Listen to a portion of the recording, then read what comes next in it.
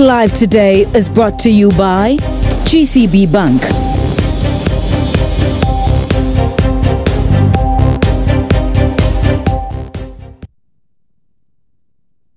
Thank you for staying. Welcome back. Minister for Employment and Labour Relations Haruna Iddrisu has justified the 10% increase in the daily minimum wage, saying the decision took into consideration the performance of the economy. The minimum wage is the daily amount below which no worker in the country is expected to be paid. It was increased from 8 Ghana cedis to 8 Ghana cedis 80 pesos. Speaking at the 56th Annual General Meeting of the Ghana Employers Association, Mr. Iddrisu said the increment, though insignificant, would provide some relief to especially lower-class workers. Came to a consensus of a sort and signed on to a 10% increase in the national daily minimum wage from 8 Ghana cedis to 8.80 Ghana cedis or pesos, 8.80. There were, and today at least Nanado has spared me the biggest agony. I don't know what he will do at luncheon. I thought as part of his promises he would have announced an increase in the pay for workers. But at least that he has spared us for a moment. For many who don't understand the principle of the national daily minimum wage, it was to take a swipe at government that 80 pesos is too small. For many of you businesses, you understand that is cost to you, and therefore it cannot be small.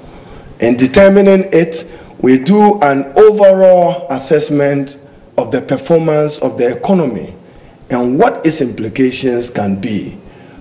Wage negotiations and its determination remain a principal wage policy instrument by government for purposes of economic subsistence. What we have in Ghana is determination of minimum wage and not a living wage. It supports economic subsistence. It cannot make life bearable at the same time. I'm sure someday we will walk the journey of a living if we get better and employers do better. Finance Minister says the interest secured on the country's 5th Eurobond indicates a higher investor confidence in the Ghanaian economy. Government on Thursday got an oversubscription of $4 billion from investors who participated in the Eurobond issue, 5 times more than $750 million targeted. George Wiafe has more on the minister's comment on the Eurobond sale and the expected cost to government. Finance Minister Setekwe says the results shows that government's turnaround strategy is working. He adds that it was interesting the country managed to raise the targeted amount at a rate lower than the 2015 Eurobond, which was issued with the World Bank's support. Now let's look at the cost of this bond. Government is expected to pay 9.25% as interest on the Eurobond. This translates into almost $70 million every year. This is, however, lower than the about $111 million on the 2015 Eurobond, which had an interest of 10.75%. Yesterday's Eurobond we paid over 5 years and in 3 separate installments. $250 million to be paid in September 2020. The next to be paid in September 2021. The last payment to investors be made in September 2022. Part of the funds will be used to settle a fraction of the 2007 Eurobond, which will mature next year, which government says the amount now left to be paid stands at $400 million. For some, the 9.25% government is going to pay as interest on yesterday's Eurobond could also influence the cost of borrowing for private businesses. And in another development, the rate at which government borrows on the international market often becomes the benchmark for private sector borrowing. This is why a lot of market watchers are interested in the rate to be paid on Ghana's 5-year Eurobond. Government is expected to pay an interest of 9.25%, which translates into the payment of about $70 million every year. So, is there a way out for private firms that will also want to borrow from the international market over a period? Mike Kobler is a financial consultant. Even though we issued the 15-year for 10.75, that has come like a sticker in the minds of most investors. And if the private sector is to borrow, the international market always looks at that benchmark. So now that even though this is for 5 years or 6 years at 9.25%, that is a figure that will stick in people's minds. So you'd expect that the international lenders would be looking at lending money to the private sector than 9.25 plus, which is, like I said, much better than what we had issued in the past. So overall, we can commend the finance ministry for this feat, and we expect that even as market conditions improve, we would go to the market and refinance the more expensive bonds that we have trading out there. In other stories, beginning this Sunday, 11th September, mobile cash service providers will start paying interest on the wallet deposits of subscribers. This first interest payment would constitute the first quarter of 2016, while that of the second quarter is expected to be paid the following week, 18th September.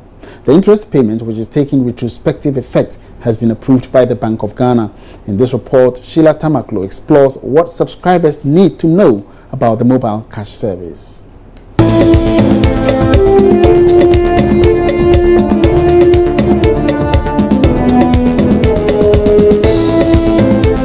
Conversation on interest happened. It's a three-way conversation between banks, telcos, and the central government, basically to decide what's fair interest to pay to customers based on the nature of the funds, how they sit, how long they sit. Our job here as a channel, which is what we are, is to ensure that customers, for using our channel, receive the interest that banks have calculated, accrued, and paid.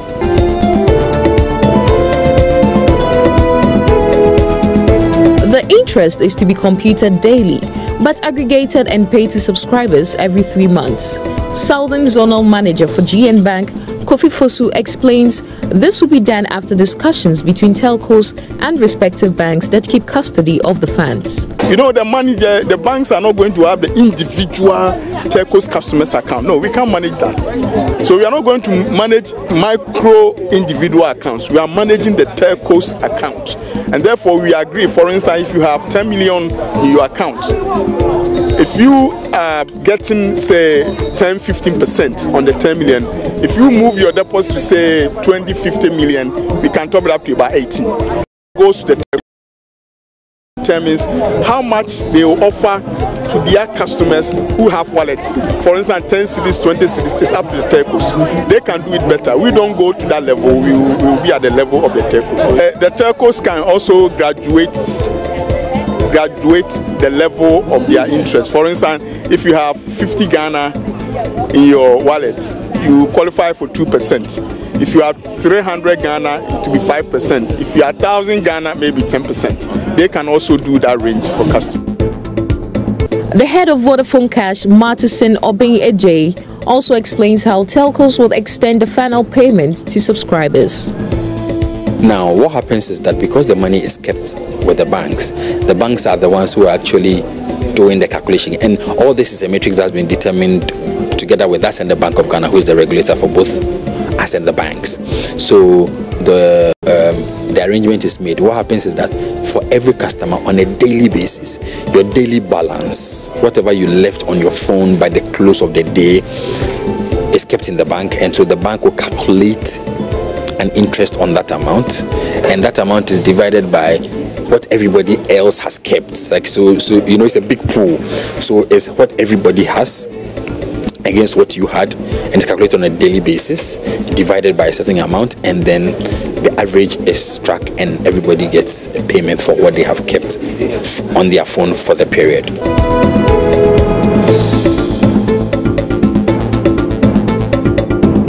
Subscribers are to receive 80% of the interest that accrues every 3 months, whilst the remaining 20% goes to the telcos.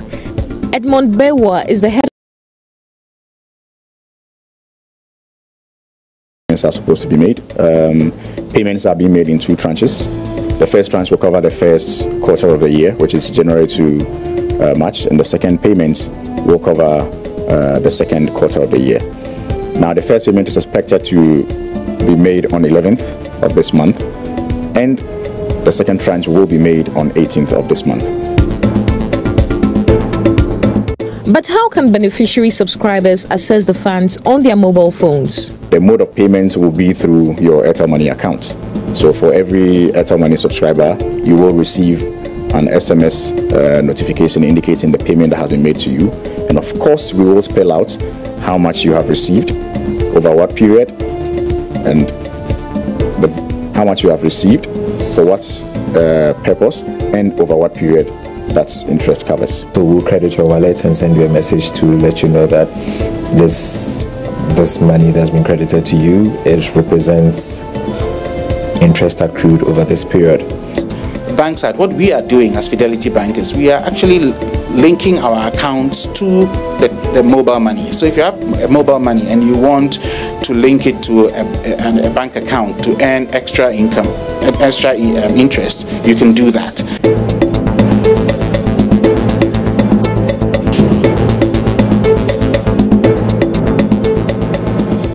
That was a feature by Sheila Tamaklo. Now, traders in some markets in Accra are urging farmers to go into the cultivation of tomato species normally imported from Burkina Faso and the Ivory Coast. They say there exists an untapped potential market for Ghanaian farmers to maximize their profits, as well as easing the inconvenience and the risks the traders go through to purchase the preferred species from outside the country. According to them, tomatoes from neighboring West African countries are highly patronized by consumers to the detriment of locally grown vegetables. JoyNews Komla Adom visited Accra's biggest foodstuff hub, Agbogloshi Market, and reports scores of traders and consumers stated their preference for tomatoes from other parts of the sub-region. According to the traders, tomatoes from Burkina Faso, Ivory Coast and other parts of West Africa are fleshy, have longer shelf life and also taste better. Despite the pricing of the species from Burkina Faso being on the high side, they explain the quality it comes with far exceeds locally cultivated produce.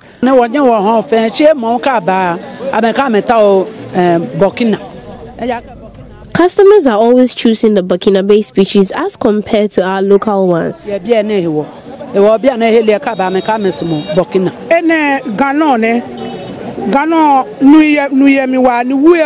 The local species are too watery and have too many seeds. For the ones from Burkina Faso, it's fleshy, has a longer lifespan and less seeds.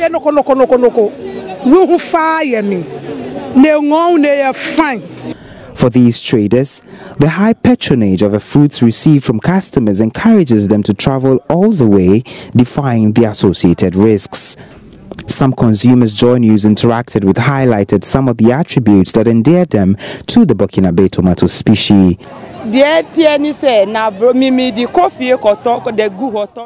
I go to retail the tomatoes. Those from Burkina stays longer and I get much yield. All my customers. Let's now cross over for some international business news.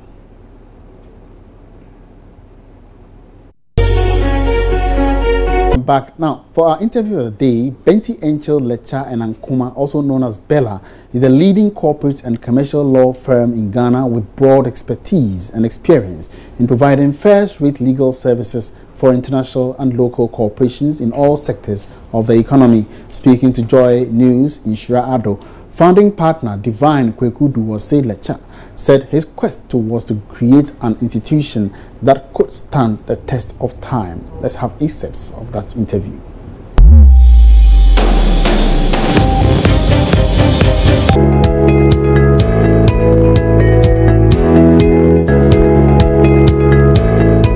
Most Ghanaians, when they start businesses, do not continue working in the business and hire someone to run it. In the case of Bentiencho, Lecha and Ankuma, you've hired Ace Ankuma, or made Ace Ankuma the managing partner of the firm. Yes. What informed that decision? Because you're still practicing. Well, we know that one generation will go and another would come. And as I told you, we wanted to establish an institution that will stand the test of time. And one of the key points to consider if you want an institution to stand the test of time is succession. So we need to have a planned succession, and Esankuma falls into that category. The two of us are, well, if I may say so, getting a little advanced.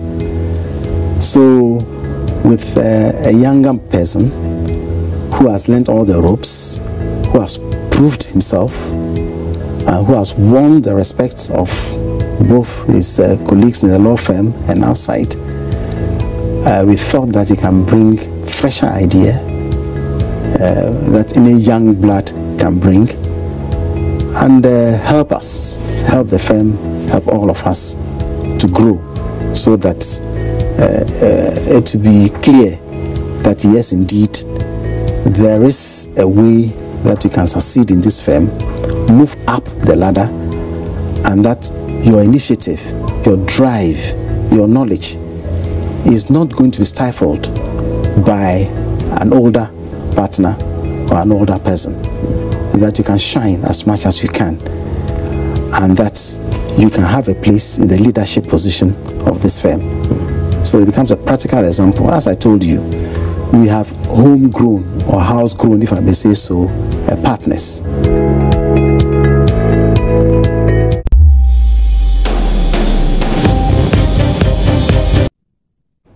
All right, so you catch the full interview this Saturday with Divine Kweku Duwose lecture, and also a repeat on Sunday. And that will be it for this evening's edition of the Business Live program, which came to you right here on the Joy News channel. Thank you very much for being with me throughout the week. And of course, do make a date again, same time on Monday, when we bring you another edition. My name is Emmanuel Abuaji. You can always get interactive by tweeting at JoyBusinessGH is our handle. And on Facebook, we are on Joy Business. And for more business news updates, log on to myjoyonline.com/business. Have a great weekend.